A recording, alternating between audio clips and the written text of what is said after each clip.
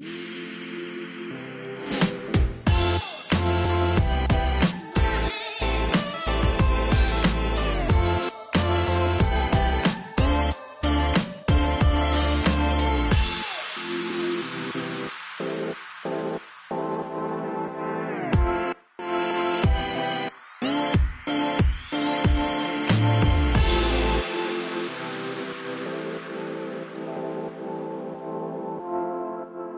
je me suis mis à leur niveau. Ouais. Fait comme je fais avec les enfants. C'est la même chose.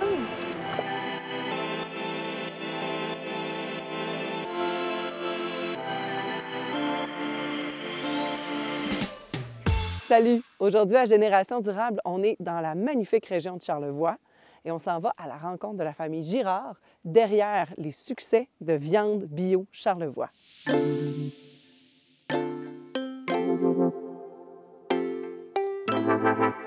Alors moi, c'est Elsa. Moi, c'est Félix. Moi, je suis fière en fait de faire partie des viandes biologiques de Charlevoix, une entreprise familiale que mes parents ont mis au monde il y a de ça plus de 20 ans maintenant. Moi, en fait, je suis fier de travailler pour les viandes bio et de produire des produits de qualité tout en prenant compte de l'environnement, parce que pour nous, c'est très important.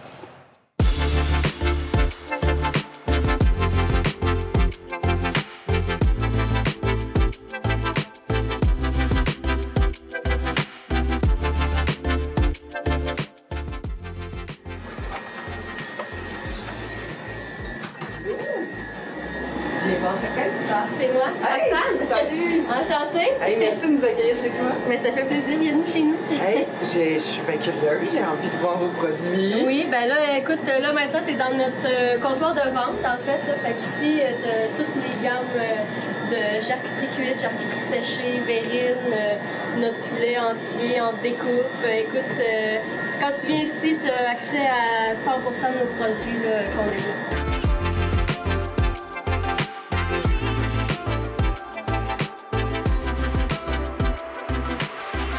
Souvent, on a beaucoup de choses à dire. Les gens achètent nos produits, ils les mangent, ils les consomment, ils aiment ça. Mais en arrière du produit, il y a une histoire, puis il y a quand même beaucoup de travail, puis beaucoup de réflexion.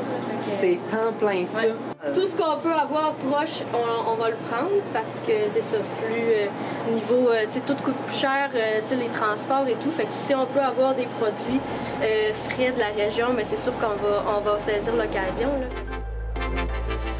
Ça, c'est mon père. Puis là, ça, c'est les premiers balbutiements là, en fait, de l'entreprise. C'est les premiers articles qui ont apparu là, dans les journaux. Là. Wow! Ça, ouais, c'est vous cinq! Oui, exactement. Avec le style de l'époque. Oui!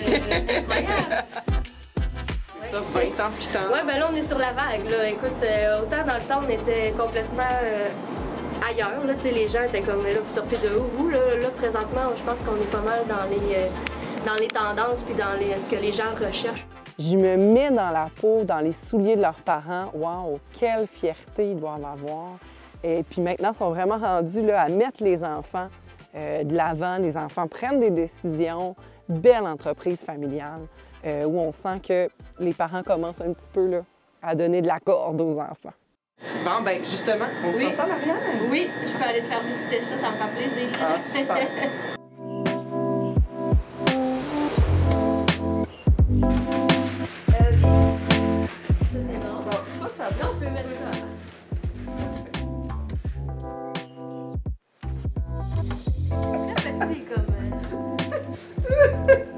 Parfait. Je me vois même pas, mais je trouve ça drôle. Ouais, je dirais qu'on est prêt. Oh, on a du bacon. Bonjour, mesdames. Bonjour, bonjour.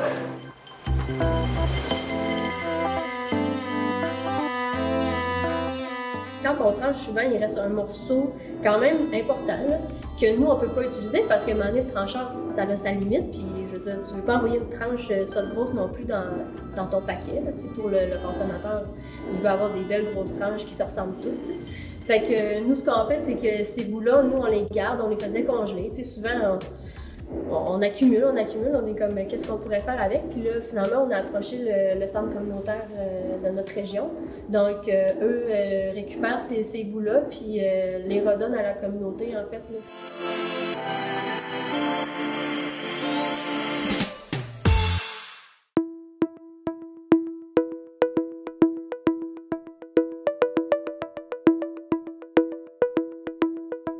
L'éco-gestion de chantier, c'est construire de façon éco-responsable.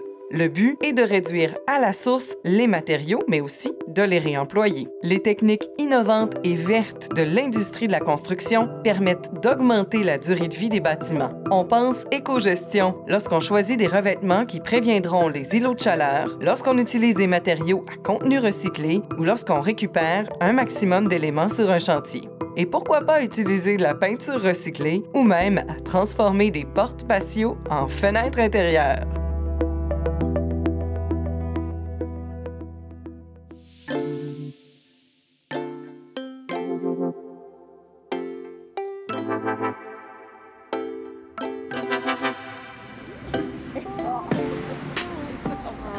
Elle est en train de se creuser un trou, justement. C'est parce que ça fait comme un système de nidification. Ça se fait comme un petit nid. Les cochons produisent du fumier, Exact. puis le fumier est évidemment repris dans les champs. T'sais, nous, on utilise 100% de notre fumier, puis même qu'on en récupère ailleurs sur d'autres fermes avicoles. Donc, nous, le fumier que nos animaux vont faire, nous, on le remet au champ, soit au printemps ou à l'automne, pour justement fertiliser nos champs. Puis la même chose aussi, on a notre biomasse qui produit de la cendre. Cette cendre-là, on la porte au champ aussi. Donc, il n'y a aucune perte. Puis on utilise 100% de notre fumier là, pour justement fertiliser nos champs, qui vont faire en sorte qu'on va pouvoir semer les grains pour justement faire la moulée pour nos animaux là, par la suite. Là, la fournaise. La biomasse qui arrive, c'est que c'est une grosse fournaise. Nous, ce qu'on met dedans, c'est des copeaux de bois. Les copeaux de bois proviennent de Saint-Hilarion, en fait, qui est à peu près à 15 km d'ici, fait que c'est très proche. Ces copeaux de bois-là, ils étaient destinés à l'enfouissement, ou ils savaient comme pas trop quoi en faire. Souvent, ils en accumulaient vraiment beaucoup. On a même un emplacement là, qui permet de pré-sécher en fait les copeaux, donc avant de les mettre dans la fournaise. Il y a beaucoup d'ingénierie derrière leur procédé. On sent que c'est vraiment peaufiné. Ils sont arrivés à un point proche de la virtuosité. Là. Salut, ma belle! T'as un gros bébé, là. Elle a les yeux bleus, en plus. Je suis un peu fan, là, des animaux, là. Ton bébé, te donne-tu des coups? En fait, c'est bébé. C'est ça, j'allais dire. Ouais. Combien ils en ont dans leur bedon? Ça peut varier, tout dépendant de l'insémination. Si l'insémination est super bonne, ça peut aller de 22 jusqu'à 1 cochon. 22? Ouais. Oh, mon Dieu, pauvre amour! Mais Fait ça, que là, les bébés ils restent avec leur maman combien de temps? entre 28 et 35 jours, comparativement au conventionnel, qu'on va avoir un 21-18 jours, nous, on prolonge ça. Ben là, je me suis mis à leur niveau. Ouais. Fait Ouais, comme c'est je ça. fais avec les enfants. C'est C'est la même chose. Il y a d'autres choses aussi, dans le fond. Tu as parlé de la biomasse, de la cendre. Ouais. Puis les cochons, tantôt, tu parlais de la paille. Salut, ma belle! Moi, oui. La paille est reprise aussi Exact. des écorces de bois. Non, en fait, Non? la paille, c'est une fois qu'on va avoir moissonné les grains, la moissonneuse batteuse, il va avoir le résidu de paille. Fait que, Ouais. nous, on ramasse l'épi avec le grain. Puis ensuite de ça, les résidus qui restent à l'arrière, c'est quand même une matière assez absorbante. Fait qu'après ça, nous, on va passer avec la machine qui est là, on va passer avec l'enrobeuse, on va faire une balle de paille qu'on va enrober, puis ensuite de ça, qu'on va mettre dans les enclos là, par la suite pour faire comme une litière pour les animaux. OK. Puis qu'est-ce qui se passe avec l'ocara, Le résidu de le soya. résidu de soya? En fait, nous, l'ocara, c'est le résidu de soya qu'on récupère d'une compagnie qui fait du lait de soya, en fait. Nous, il arrive ici à 80 d'humidité. Puis ensuite de ça, on Donc, est allé... très humide. Très humide. Donc là, à ce moment-là, il est inutilisable. Ouais. Donc après, nous, on le reçoit. On est allé chercher... en fait, mon père est allé en Chine chercher une machine qui fait comme le séchage de cette pâte-là. Oui, parce que là-bas, ils l'utilisent énormément, Ouais, mais exact. ici, c'est pas quelque chose qu'on connaît beaucoup. Exact. Là. Fait que là, en fait, nous, on va sécher cette matière-là pour ensuite ressortir avec un produit qui est pratiquement farine. OK. Fait que OK. ce produit-là, en fait, va remplacer nos achats de tourteaux de soya qui sont extrêmement dispendieux. Puis ensuite, nous, on va l'incorporer directement dans les moulées. Dans la moulée pour Exact. les bébés, les porcelaines. En fait, pour les bébés puis les poulets, là aussi. Là. OK. Mais on peut l'incorporer quand même à petite échelle parce que c'est un produit qui est quand même assez amer. Donc, le cochon est capable de trier la moulée. OK. Puis choisir un Ils font peu... ça, eux autres. c'est des... Ça, en fait, ici, c'est le produit fini de notre de l'ocara quand elle est séchée. OK. Fait que quand je te disais que c'est vraiment une poudre fine, Oui. c'est vraiment ça. Tu peux le sentir, c'est amer. Un peu vinaigré, Je ouais. pourrais en manger. Oui, oui, tu peux en manger, il n'y a pas de souci. là, Je vais me tremper avant. Tu sais, c'est bio, puis il n'y a rien d'autre que de local à l'intérieur. Oh! Oh, ta mère! Tu sais, c'est un résidu qui nous est donné, puis qu'avant qu'on le prenne, c'était enfoui. Tu sais, il n'y avait personne qui l'utilisait. Ah, Donc, OK. fait que, tu sais, pour nous, c'est quand même une bonne avenue, là. Ah! Ça fait 2 fois que tu me fais ça.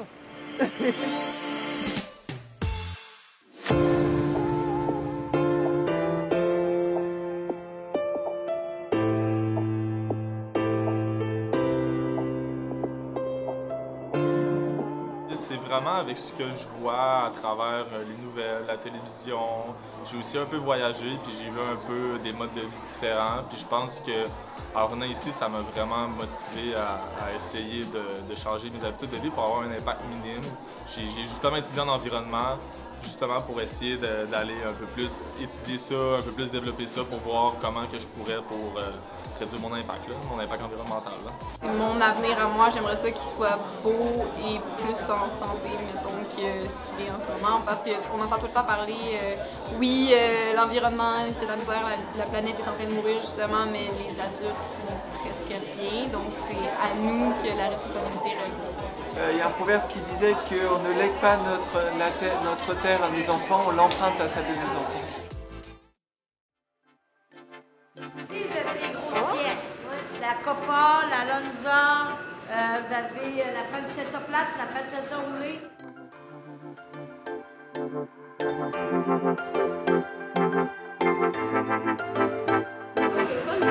Les séchoirs sont alimentés avec la biomasse aussi. Là. Oh, OK! Fait que toutes ces nouvelles salles-là, ils ont été faites en sorte qu'on puisse ventiler puis réguler la température avec la biomasse. Des fois, la diète a apprenti, tu bouché, le fond? Ben, moi, j'ai pas le choix. J'ai pas le choix parce que s'il n'est pas conforme, ben, souvent les trancheuses, même si je suis pas à côté, me disent Nadia, viens goûter parce qu'on n'est pas sûr. Des fois, il y a trop de sel, des fois, il n'y a pas assez de sel, ça faut qu'on le retire. OK! Non, non, T'es faut la que ça goûteuse soit- officielle. J'ai pris du pot aussi. Ça, Nadia, le petit verre. Oui. Je me questionnais, c'est quoi? Ça, le petit verre, c'est comme un champignon Oui. qui a poussé après notre produit, mais c'est comestible. Il n'est pas dangereux, on fait juste le frotter, là, puis il va partir. Qu'est-ce que tu ressens de travailler ici? Une famille, tu sais, une famille d'amour. On est des boss, c'est pas comme des boss, c'est vraiment, elles sont attentionnées aux employés, à l'écoute, puis ils se mettent la main à la pâte. Alors, mettons qu'on a une grosse bourrée à donner, ben tu vas voir Damien qui va venir nous aider, c'est ça, tu vas... J'appelle mes amis. Ouais, elle appelle. Fin de semaine, On avait une grosse commande, ouais. Puis on- Elsa, Félix, là, sont vraiment, vraiment passionnés, c'est évident. Mais je les admire beaucoup. Elles se lèvent aux aurores, travaillent de nombreuses heures, puis sont vraiment passionnés. On voit là, qu'ils aiment autant leurs bêtes que le produit fini, mais surtout aussi leurs employés. Une belle gang, une belle équipe. Il y a une manière de faire de l'agriculture saine puis qui peut mettre de l'avant l'environnement. Nous, c'est ce qu'on essaie de faire à chaque fois qu'on a un nouveau projet, à chaque fois qu'on développe quelque chose, c'est de voir plus loin, en fait, qu'est-ce qu'on peut faire juste normalement. C'est d'aller plus loin dans nos recherches, dans nos investissements, dans tout ce qu'on peut voir pour l'avenir de l'entreprise aussi. L'économie circulaire, l'écologie, l'environnement, ça vous allume autant que nous?